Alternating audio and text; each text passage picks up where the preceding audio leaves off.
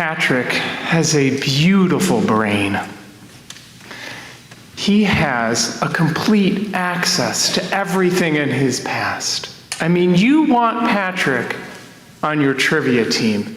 He can tell you about the Peace of Augsburg in 1555. He can whistle the opening theme to Mendelssohn's Fourth Symphony. Patrick can tell a crystal clear story of the Christmas in 1989 when he asked for a Philadelphia Eagles jersey. That was it. That was the only thing on his list, and he didn't get it. He still remembers. Michael is wonderful to hang out with. Michael has no agenda. He's just there, going with the flow. He savors each bite when you're out to eat with him. When you go to the party, Michael's the one that dances like no one's watching. And when you leave the party, Michael never fails to look up at the night sky with wonder. Now, Patrick's big brain doesn't just get stuck in the past. He uses it to analyze and forecast the future as well. I love talking with Patrick about upcoming cabinet appointments or the future of Bitcoin. I never worry about where Patrick's going because I know that Patrick has a 5-year plan and a backup 5-year plan and a backup 5-year plan. But when I'm getting a cup of tea, I'll go out with Michael anytime. He holds that space beautifully. With Michael, I feel deeply listened to. I think part of it is that Michael is so settled in his own body, so comfortable, it radiates. I feel more settled around Michael. The thing about Patrick that most of you don't know is that he's actually unhappy most of the time. He worries a lot. Patrick wakes up in the middle of the night thinking about climate change and the world that he's leaving the next generation. Patrick will ruminate about a fight he had in his childhood while he's grocery shopping. Patrick tends to get impatient and unforgiving and then regrets that and relives it. Now, I love Michael, do not get me wrong, but he's not useful in all circumstances. When you're trying to plan a big event, his whole present moment vibe is not helpful. Sometimes I think that Michael's forgetting to buy toilet paper for next week or refilling next month's prescriptions. Do you identify with either of these? I wonder. Maybe you identify with Michael. I'm putting my money on Patrick. There's no one right answer. This month of December, yes, we are officially in December, we are exploring the spiritual practice of presence. What does it mean to be present in a given moment? And for that, I love the Zen master Thich Nhat Hanh's example of mindful presence. When you're washing the dishes, wash the dishes. Like so many Zen teachings, it sounds easier than it is. What he means is do not get lost in the past. While you're scrubbing the plate, you're thinking about a meeting earlier in the week. While you're rinsing out that cup, you're thinking about what needs to happen 2 days from now. Thich Nhat Hanh is saying that you can spend every present moment not in it and spend your entire life never living your life. Well, as your ministerial intern, I have a field report. I tried this week. I tried doing the dishes to do the dishes. It's boring. It's so boring. Now, this is with no disrespect to the Zen master, but I'm not sure if he was aware of this particular extenuating circumstance. My thoughts are far more interesting than this plate. They're way more interesting. Here is a sampling of thoughts that arose for me while doing the dishes. What was the name of my 7th grade jazz band teacher? I cannot think of it. I cannot wait for my wife to get home because I just read this book in seminary that I need to talk with her about because it changes everything about everything. Was it Miss Hardiman? No, it wasn't Miss Hardiman. It was something with an H. Anyways, there's my wife. Let me start telling you about this book. And I realize I've been talking for 10 minutes, so I'm going to stop and ask you how your day went. Helleman? No, that's not right. And no, I'm hearing what you're saying, and that reminds me of a book that I read 2 weeks ago that I want to talk with you about. Wait, what was the book that... Holloman. It was Miss Holloman. Anyways, back to you. What was that book that you were telling me about? Oh, I was talking about books. What were you talking about? Gosh, that sounds like a hard day. And on, and my mind is hopping from thought to thought to thought. And Buddhist teachers call this monkey brain. Monkey brain. It is not a new global disease. It is the oldest of human conditions. It is the experience of watching the monkey in your brain hopping from thought to thought to thought, never staying perched on any branch for any duration of time. And I have a feeling I'm not the only one with a monkey in his mind. Perhaps you observed this when you were seated in meditation. I suggested that your mind was a big, beautiful cloud, a beautiful sky, and that thoughts might be clouds passing by. And I wonder if you had an overcast sky, possibly a storm. That's okay. Having a monkey brain means that you are a human. That is your Patrick at work. All of those thoughts rattling around is the Patrick in you. Great at remembering, great at analyzing, pretty good at forecasting, but really bad at being present. According to the stories, the Buddha, Siddhartha Gautama, was raised with every need taken care of in the palace, never experiencing suffering. And when he first discovered the presence of suffering, he sought out to understand the causes of suffering. So he went on a journey. In over 6 years of ascetic practices, he learned to withdraw from the need for food or water or people or comforts or entertainments or distractions until completely unattached to these transient things, he arrived at a Bodhi tree after 6 years of practice and sat under that tree for 49 days in deep meditation until he was enlightened to the causes of suffering. If that schedule doesn't work for you, I have some good news. If you're looking at your Outlook calendar and you don't have 6 years and 49 days, try this in December.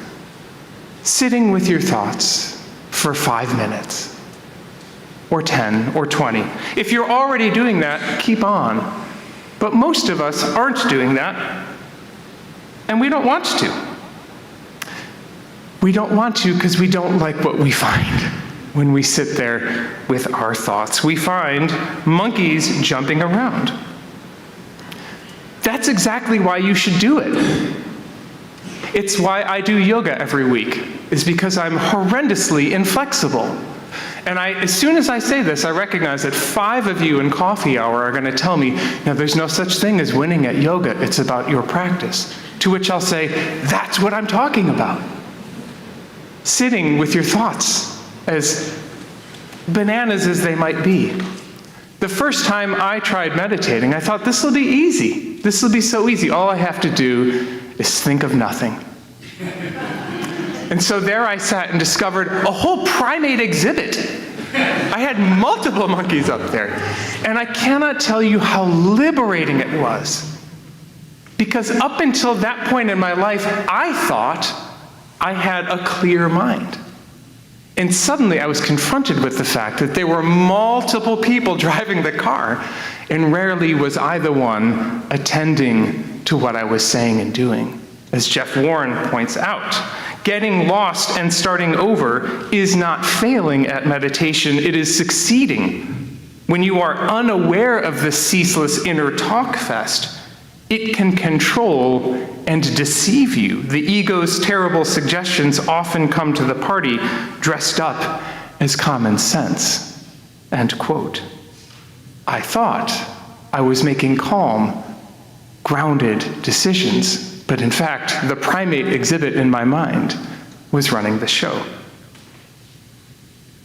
Patrick is magnificent at problem solving, but being present in the moment, that's something we need Michael for.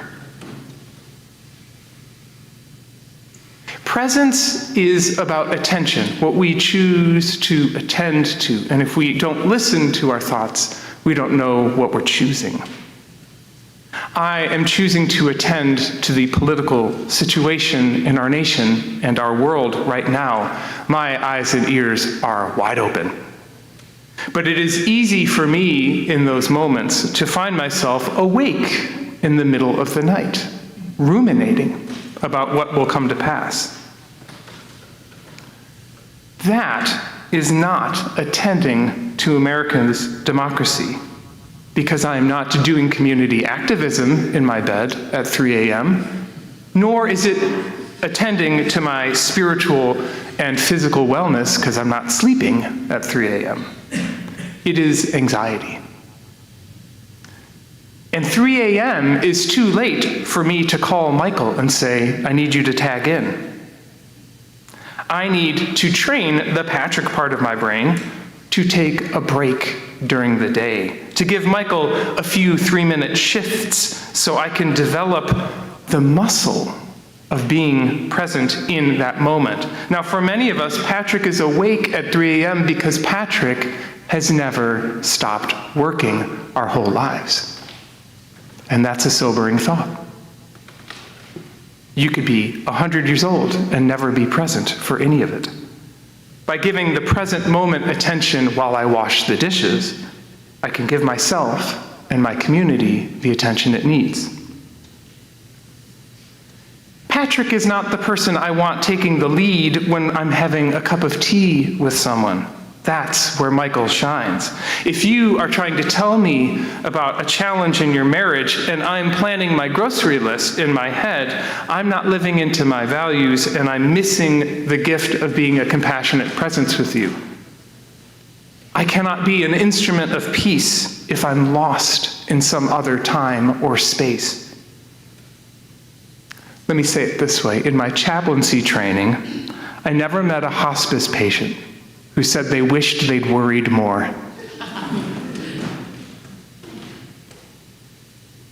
In Patrick's defense, because it feels like I'm lumping on him right now, you have to develop planning and forecasting and remembering in order to grow up. It's called executive functioning, and we'd be sunk without it. I've raised little kids, and when they don't have it, living from moment to moment, it's exhausting. What a gift it is to have these big, beautiful Patrick brains. We can access our pasts. We can reimagine old conflicts like a kaleidoscope. What if I had done this differently? What if they had done this differently? We can learn from that. We can plot on a graph all of these patterns in our life and draw a slope and go, oh, I notice this about myself. It is a gift to archive the past that way. We can learn. Patrick's way of thinking, this analysis, this forecasting, this remembering, is innate and encultured. It's innate in the sense that it comes to us naturally and it keeps us alive.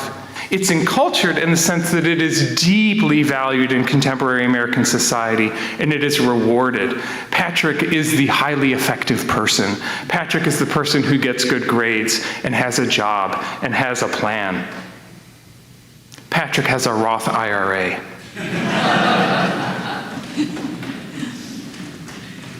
Michael's way of being is a spiritual practice. Presence is a practice that helps us thrive, not just survive, but live that moment. It helps us to authentically connect with one another. Presence is a counter-cultural practice in the world we live in, because it places more value on relationship than on productivity. presence is a counter-cultural practice because it values relationship over productivity. I need Patrick to survive in this world. But I need to listen to Michael more if I'm going to attend to my life and be a compassionate presence to others. Just to be clear, these are not real people. You're like, who's the Patrick and Steve slide? So let us this December build our capacity to listen to Michael and be present this December. If it helps, if you feel daunted by the idea of sitting with your thoughts, remember that among all the functions of your big, beautiful brain, the first is to orient you to the world you live in. So you can always come back to your thoughts by remembering your senses. Do you smell the candles? Did you hear the blower come on during meditation? Did you hear the, what do you call it, the hop? The shuttle that drove by? If you attend to the senses that you experience on your skin, and your nose, and your fingers and toes, it will bring you back to that moment. Presence is a hard spiritual practice to cultivate. It would be more satisfying for me to put this off as a New Year's resolution. December is always chaotic. Let's just take this January 1st. It's a good New Year's resolution. But then I realized, you know what they say? There is no time like the present.